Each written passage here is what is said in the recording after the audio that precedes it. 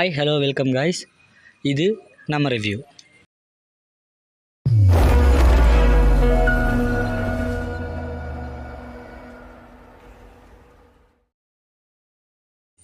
இன்றைக்கி நாம் அஜய் ஞானமுத்து இயக்கத்தில் அருள்நிதி பிரியா பவானி சங்கர் நடிப்பில் சாம் சிஎஸ் மியூசிக்கில் வந்த டிமாண்டி காலனி பார்ட் 2 ரிவ்யூ தான் பார்க்க போகிறோம்.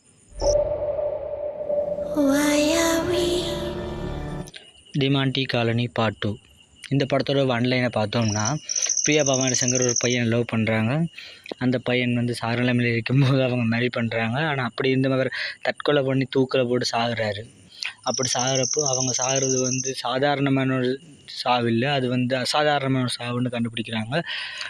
அப்படி இறந்து போன அவர்கிட்ட காதலன் ஏன் இறந்தாங்க, எப்படி இறந்தாங்க, அது என்ன மாதிரி அருள்நிதியோட கனெக்ட் ஆகுது, அண்ட் டிமாண்டி காலனியில் இருக்கிற பேய் உண்மையா பொய்யா, அந்த கதையில் இருக்கிற எப்படி போகுதுன்றத ஒரு இங்கிலீஷ் படம் வேற அளவு, அதாவது ஒரு ஹாலிவுட் ரேஞ்சுக்கு தமிழ் படம் ஒன்று த்ரில்லர் ஜோனரில் வந்திருக்கு.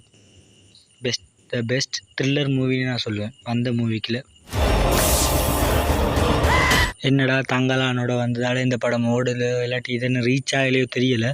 இப்போ டிமாண்டி காலனி 1 வந்தப்போவும் இப்படித்தான் ரீச் ஆகிச்சு. ஆனால் அதில் பார்ட் 2 பிறகு 1 வீக் அப்புறம் சூடு பிடிச்சி ஓட வலிக்கிற படம் மாதிரி தான். அதே மாதிரி இந்த படத்துக்கும் போக ஆடியன்ஸ் கூடுமென்ற நம்பிக்கை எனக்கு இருக்குது. ஐ திங்க் ஏன்னா இந்த படத்துக்கு நிறைய ஒர்க் போட்டிருக்காங்க, அது நிறைய நல்லாவே தெரியுது. அண்ட் இந்த படத்தோட டிரெக்டர் அஜய் ஞானமுத்துவோட முதல் 2 படம், அதாவது டிமாண்டி காலனி அண்ட் இமைக்கா நொடிகள், ரெண்டுமே பெஸ்ட் படம். கோப்ராவும் எனக்கு தனிப்பட்ட ரீதியில் ரொம்பவே பிடிச்சிருந்துச்சி. அந்த படத்தில் லென்த் மட்டும்தான் பிரச்சனை ஆகிடுச்சு. இதில் அந்த லென்த் பிரச்சனையும் இல்லை.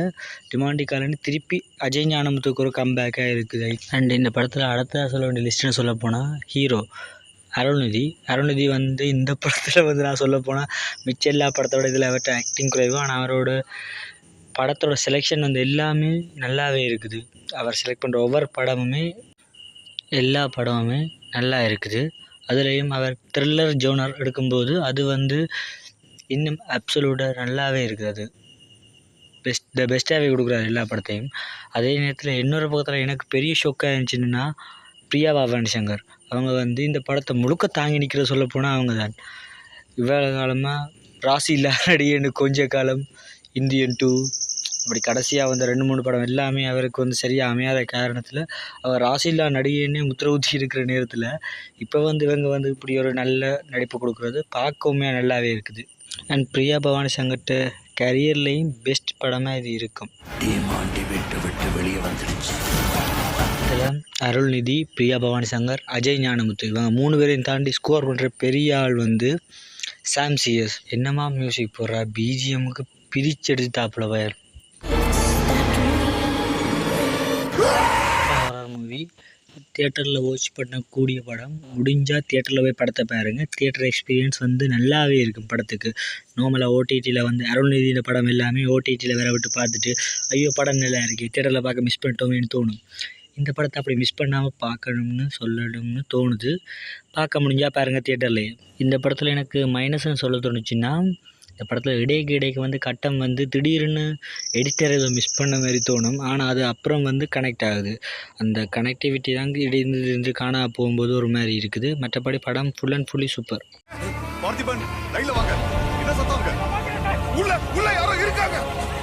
அண்ட் போன வீடியோவில் கொஞ்சம் லென்த்தாக இருக்குது. ஐ மீன் படத்தை ஃபுல் கதையை சொல்கிறீங்கன்னு ஒரு ஆள் கமெண்ட் பண்ணியிருந்தாங்க. அதன்படி நான் இந்த வீடியோவை கொஞ்சம் சீக்கிரமாகவே சொல்லிட்டேன், முடிச்சிட்டேன்.